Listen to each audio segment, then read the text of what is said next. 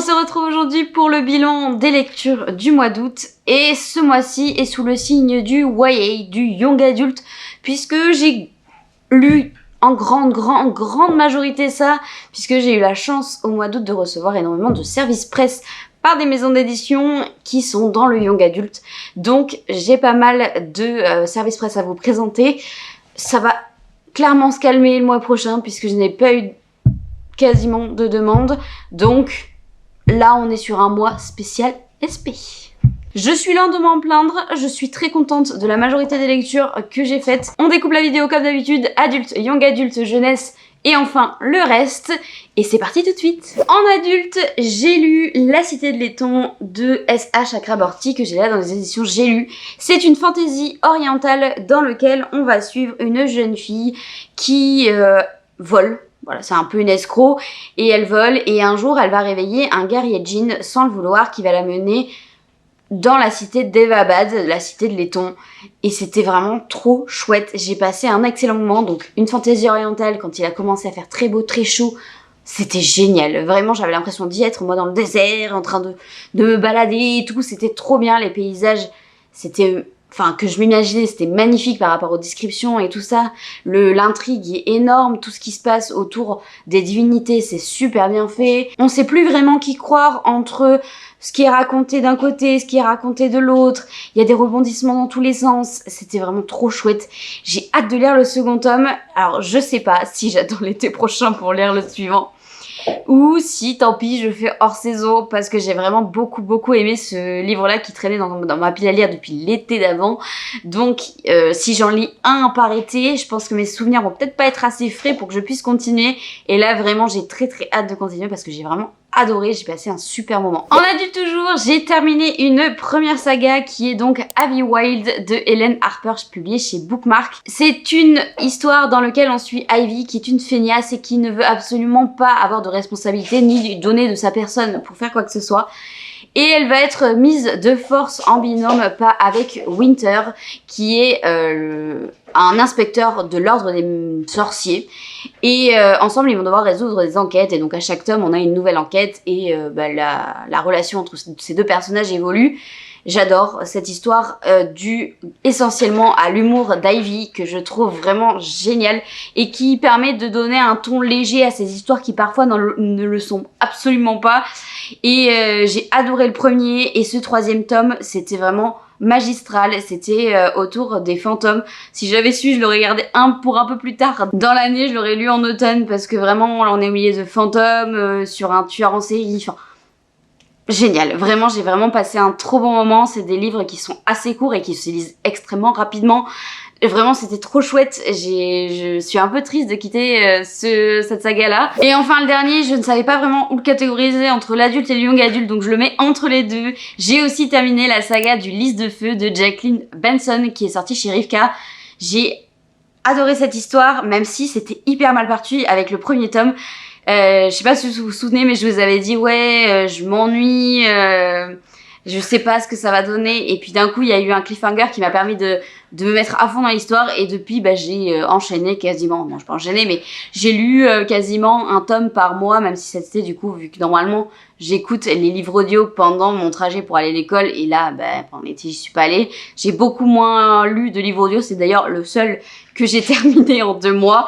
Voilà, c'est pour vous dire à quel point les livres audio et moi, pendant l'été, c'était pas trop ça. Mais j'ai vraiment passé un très chouette moment avec celui-ci qui donc se déroule au moment de la Première Guerre mondiale. Et c'est l'aboutissement en fait de toutes les histoires qu'on nous a placées sur les 4 tomes, même si en fait chaque tome a son enquête vraiment particulière, enfin vraiment qui est liée à ce tome-ci. Donc on a le début et la fin de l'histoire dans le même, toute l'histoire autour de nos personnages et qui permet d'avoir du coup ce fil rouge se termine là dans son 4e tome et vraiment la fin est trop mignonne. Et là, si vous cherchez un fan family vraiment très chou, je vous le conseille. Donc là, voilà, c'est vraiment si vous aimez les enquêtes fantastiques, vous aimez les personnages gris ou atypiques, et si vous aimez le trope fan family, ça ne peut être que pour vous, sachant qu'il y a toujours un contexte historique autour qui est hyper important et hyper présent. Donc si vous aimez pas ça, bon voilà. Mais vraiment, j'ai passé un très chouette moment et je me demande pourquoi on n'a pas plus entendu parler que ça, parce que c'était vraiment bah ça a tout pour plaire quoi. Après il y a peut-être la plume qui est un peu particulière et qui plaît pas à tout le monde. Mais en livre 2, c'est passé tout seul. Vraiment, c'est passé tout seul et j'ai adoré. On passe en YA, les gars, et là, on a de quoi faire, hein. Je les ai absolument pas mis dans l'ordre chronologique, donc je prends le premier qui m'arrive sur la pile. J'ai lu ce mois-ci La tisseuse de mélodie de Sarah Abbasi chez Hachette Roman, que j'ai donc reçu en service presse, puisque je suis en partenariat avec Hachette. Il sort donc le 4 septembre, donc au moment où vous voyez cette vidéo, ça sort aujourd'hui. Donc dans cette histoire, on va suivre Shona qui a été bénie d'un don qui lui permet de lire l'avenir et de les écrire en partition. Et donc elle a des visions très régulières qui lui permettent d'avoir l'avenir des gens. Sauf qu'un jour, elle va avoir la vision de sa propre vie et elle va se rendre compte qu'elle va être au cœur d'un conflit et d'un complot contre le roi. Et elle va devoir donc partir s'exiler et elle va rencontrer Alistair qui est un musicien, aristocrate, que tout oppose en fait plus ou moins entre les deux. Et ils vont devoir s'allier parce que lui aussi est au cœur d'un mystère. Et bon bref, c'était vraiment très chouette. J'ai passé un excellent moment. L'univers créé est absolument incroyable.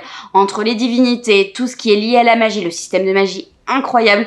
Tout ce qui est la musique, parce que la musique est donc hyper présente dans ce bouquin. Tout ça c'était hyper bien fait. J'ai beaucoup apprécié les personnages.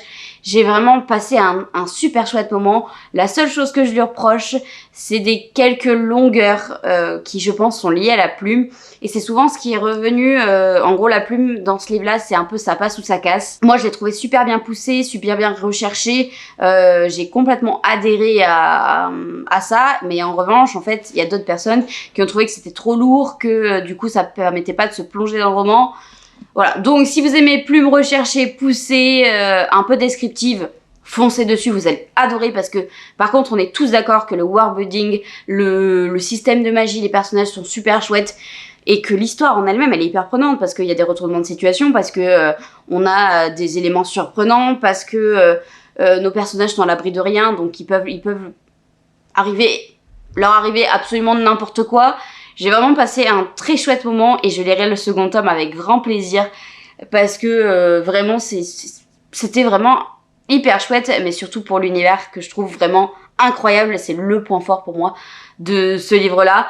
L'objet livre est absolument magnifique, voilà, et le dessous est aussi très très beau, ainsi que les end papers. On a la carte qui est là. Et les end papers aussi sont très très très très très beaux, que ce soit celui-ci ou celui-ci. Je vous montre les petits personnages qui sont là. Voilà, donc je lirai le second tome avec grand plaisir. J'ai également terminé la duologie de Divine Rivalité de Rebecca Ross, qui est là dans les éditions de McPhee, mais qui est sortie en français chez De Saxus. Le second tome sort en novembre, je crois, en français, donc moi j'ai pris un peu d'avance en lisant en anglais. J'étais un peu déçue de celui-là. Le premier tome avait été un énorme coup de cœur, et celui-là, je suis un peu... Ouais, j'en attendais beaucoup plus en fait. Pour moi, j'étais tellement partie sur le fait que ça allait être un coup de cœur, cette saga entière, que je pense que j'avais trop d'attentes et du coup, ça l'a pas trop fait. Enfin, c'était bien, objectivement, c'était bien, mais j'en attendais tellement plus. Je sais pas si vous voyez, c'est que si je prends deux livres que j'ai beaucoup aimés, mais entre celui où j'en attendais rien et celui où j'en attendais beaucoup, bah forcément je suis plus déçue de celui où j'en attendais beaucoup. Donc pour vous rappeler rapidement l'histoire, même si je l'ai fait déjà 150 fois, on suit Iris qui est journaliste et qui se tire la bourre avec Roman Kitt pour obtenir le poste de chroniqueur en chef. En parallèle de ça, elle va envoyer des lettres à son frère qui est censé être disparu à la guerre, puisqu'il y a une guerre entre deux divinités. Elle est censée rester sans réponse, que quelqu'un va lui répondre, mais ce n'est pas son frère. Le premier tome est absolument incroyable, hein, jetez-vous dessus, il est vraiment génial. C'est donc une romance épistolaire en temps de guerre entre deux divinités. C'était vraiment génial, vraiment le côté épistolaire était génial. Le truc que je reproche à celui-ci, c'est que j'ai l'impression qu'elle a voulu reprendre exactement les mêmes idées que dans le premier tome, en les réarrangeant, et du coup j'avais plus cette magie là de la découverte. J'avais l'impression de manger du réchauffé en fait. C'est que c'était le même schéma mais inverse. Donc Non, j'ai pas beaucoup apprécié. Par contre, le point fort, c'est qu'on est beaucoup plus plongé dans cet univers de guerre. On en apprend beaucoup plus sur les divinités. On a plus de contact avec eux. Tout ce point-là, j'étais hyper contente. Mais tout ce qui est la romance entre Iris et Roman, j'étais un peu déçue de ce point de vue-là parce que j'ai pas retrouvé la magie où justement j'ai trouvé absolument mignon, etc. J'ai pas eu ça en fait, vraiment. Alors oui, il y a des moments chauds entre les deux, mais ça vaut pas le tome 1, ça vaut pas le tome 1. Donc un peu déçue de cette fin de duologie. J'ai reçu un SP de la part de Gulfstream, Le chemin de la dame de Marie-Noël Pichot. C'est une histoire dans laquelle on va suivre Antoine qui est parti à la guerre durant donc la Première Guerre mondiale et il va perdre son meilleur ami sur le front. Et à la suite de ça, il va rentrer du coup dans son village en Bretagne et retrouver donc sa famille, ses amis, etc. Et au lieu de faire le deuil, il y a des mystères qui sont en train de s'installer dans le village que peu de personnes comprennent et vont essayer de démêler tout ça. C'était un chouette roman qui aborde beaucoup de sujets importants liés au deuil, à la mort, la guerre, l'IVG... Il y a beaucoup de sujets qui sont abordés dans ce roman-là, qui sont des sujets très importants. Je pense que c'est un livre qu'on peut mettre dans n'importe quelle main de lycéen qui aime l'histoire parce que il y a vraiment ce côté historique qui est très présent. Alors, il faut pas s'attendre à ce que le côté guerre mondiale soit très poussé parce qu'en fait, il est présent qu'au début du roman et après, on n'y y a plus. Par contre, le côté historique de cette période-là est très présente par des sujets de société et des mœurs qui sont... intégré à ce moment-là, enfin voilà. Et c'était vraiment un chouette moment. Je vous dirais pas que c'était absolument incroyable, etc. Par contre, c'est vrai que les histoires de vie de ces personnages sont vraiment chouettes. Le contexte historique est très chouette. Les sujets abordés sont très chouettes. Le côté fantastique rajoute encore quelque chose. Bref, j'ai passé un bon moment, mais on est très loin du coup de cœur quand même. Ensuite, j'ai lu La vie invisible d'Adi Larue de V.I. Schwab, que j'avais à lire dans le cadre des 12 livres par Tous Posta Copine. Alors... ce livre-là, on l'a lu en essai avec Tea Time Books et Revue Libraiche, que je vous remettrai leur compte dans la barre d'infos. J'en attendais rien. Et j'ai été agréablement surprise. Je sais que ce livre-là, c'est vraiment ça passe ou ça casse. Il y a ceux qui ont détesté et ceux qui ont adoré. C'est leur livre préféré. Je dirais pas que c'est mon livre préféré. Je ne l'ai pas du tout détesté non plus. J'ai juste passé un bon moment. Je sais que ceux qui l'ont détesté lui reprochent un peu cette lenteur qui est propre du coup au récit. Il y a vraiment le temps que ça s'installe. C'est parfois un peu répétitif, un peu redondant. Parce que il faut comprendre vraiment la situation dans laquelle est Adi. Donc rapidement, le résumé, c'est donc Adi qui veut fuir de sa famille et qui va faire un pacte avec un diable qui va lui accorder son vœu le plus cher, sauf qu'il va être un peu déformé, et donc Adi est donc maintenant immortelle, et sauf que personne ne se souvient d'elle. Jamais. En gros, elle passe le pas de la porte, et tout le monde l'oublie, comme si elle n'avait jamais existé, comme si elle n'avait jamais parlé avec ces gens-là. Toute la première partie du roman, c'est cette installation de... On comprend comment ça lui est arrivé, comment marche du coup cette malédiction qu'elle a, où les gens l'oublient très facilement. Et petit à petit, du coup, ça va se construire autre chose, puisqu'il y a un nouveau personnage qui va rentrer en jeu, et voilà. Honnêtement, il m'a arraché des larmes à la fin, j'ai un peu pleuré quand même, parce qu'il y a des moments qui sont beaux, qui sont tristes, qui sont un peu déchirants.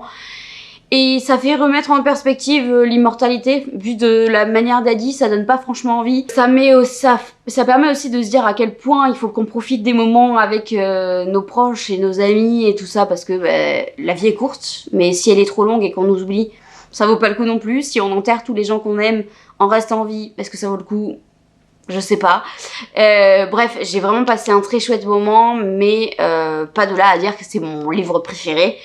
Pas de là à dire non plus que je l'ai détesté, parce que je sais que Revue Livresque l'a absolument détesté. Elle a passé un moment hyper long, surtout que c'est vraiment une grosse bricasse qui fait 700 pages. Donc 700 pages que t'apprécies pas, tu les sens passer. Moi j'ai vraiment beaucoup aimé, j'ai aimé l'ambiance, j'ai aimé cette lenteur, j'ai apprécié même cette lenteur.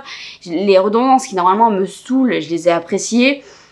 Tout ce qui est twist vers la fin, franchement ça m'a fait pleurer. C'est un livre à essayer, mais je ne sais pas de quel côté de la balance vous allez vous diriger, puisqu'il y a vraiment deux teams vraiment très distinctes. Moi j'ai aimé, j'ai passé un bon moment, et donc ça fait un livre de plus de V.I. Schwab qui est terminé. Je commence à en avoir lu un certain nombre, et comme j'avais dit dans ma vidéo, je ne savais pas non plus de quel côté ça allait pencher, parce qu'avec Willy Schwab, c'est un peu un coup j'adore, un coup je déteste, et donc celui-là ça fait partie de ceux que j'aime bien. Ce mois-ci j'ai également lu le tome 5 et 6 de Keleana de Sarah J. Maas, que je voulais absolument lire avant la sortie du tome 7. Donc pour ceux qui ne savent pas, le tome 5 et 6 se déroulent sur la même temporalité, et donc on peut les lire en tandem, c'est-à-dire qu'on peut alterner les chapitres d'un côté à l'autre. Vous trouverez les templates hyper facilement sur internet en mettant Keleana tandem 5 et 6. Vous allez les trouver. Moi je les ai trouvés en anglais, mais bon, il suffit juste d'avoir la traduction du titre et c'est très simple.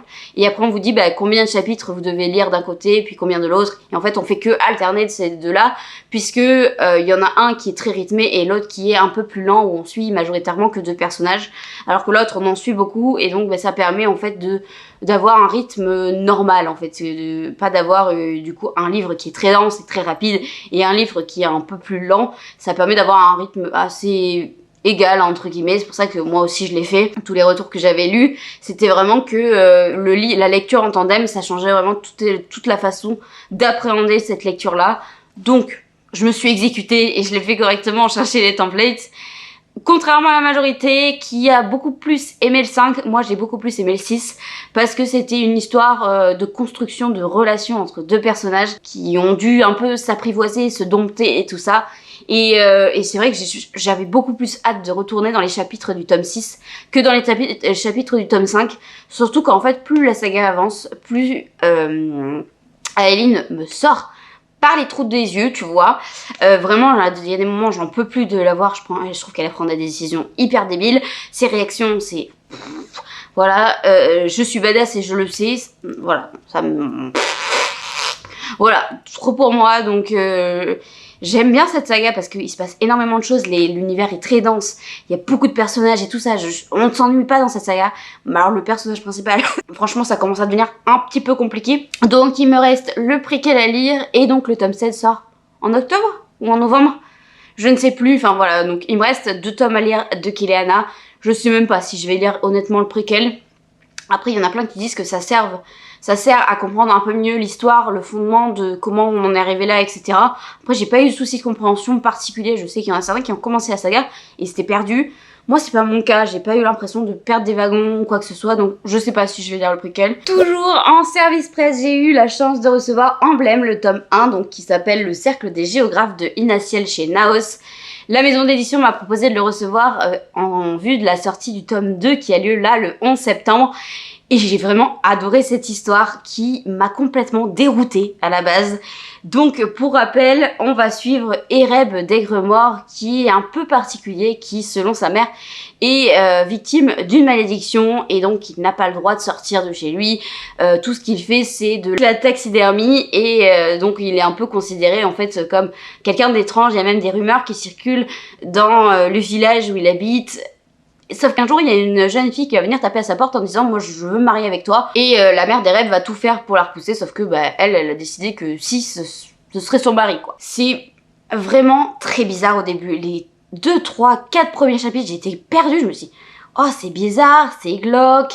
On se trouve en pleine forêt avec un personnage qui est un peu chelou. » J'étais pas sûre, j'étais pas certaine que ça allait le faire. Et alors après, c'est addictif. Je m'attendais pas du tout à ça, j'avais tout le temps envie d'avoir la suite, et alors les retournements de situation de fin. Mais vraiment je peux que vous le conseiller parce que tu passes d'un mystère à un autre, et en fait tout ce qui est caché, tout ce qui est... on a des indices au fur et à mesure et d'un coup ça explose. Vraiment c'est génial, c'est qu'une duologie en plus, donc le 2e et dernier tome va sortir. Je peux que vous conseiller, c'était vraiment trop chouette et je l'ai lu en moins de 24 heures. Vraiment tellement c'était addictif. Alors oui, c'est un livre qui fait, je sais plus, 380 pages je crois, mais qui est écrit extrêmement petit et très dense. Il n'y a pas beaucoup de marge, pas beaucoup d'aération entre chacun des textes, mais j'ai passé vraiment un trop bon moment, je ne pouvais pas le lâcher. Il y avait trop de mystères, trop de choses qui étaient un peu dites mais pas trop, et du coup tu voulais vraiment savoir qu'est-ce qui se passait après. Voilà, j'ai passé un excellent moment. Ça fait 2 titres donc de chez Naos que je découvre là coup sur coup, et c'est 2 pépites quoi. Alors c'est pas un coup de cœur, je suis passée pas loin, mais c'est pas un coup de cœur, alors que Conjuration l'était clairement, parce que je pense que les thèmes de base me plaisaient un peu moins. Mais ce titre qui est complètement atypique, qui est un peu Green Academia, où t'es au milieu de la forêt, au milieu de créatures, au milieu de mystères. Les personnages sont hyper bien construits, hyper entiers, qui font des erreurs, ils sont pas parfaits.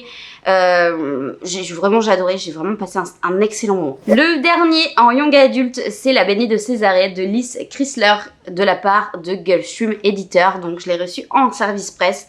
C'est un livre absolument magnifique.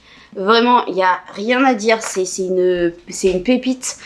Tout est bien pensé, bien fait, incroyable.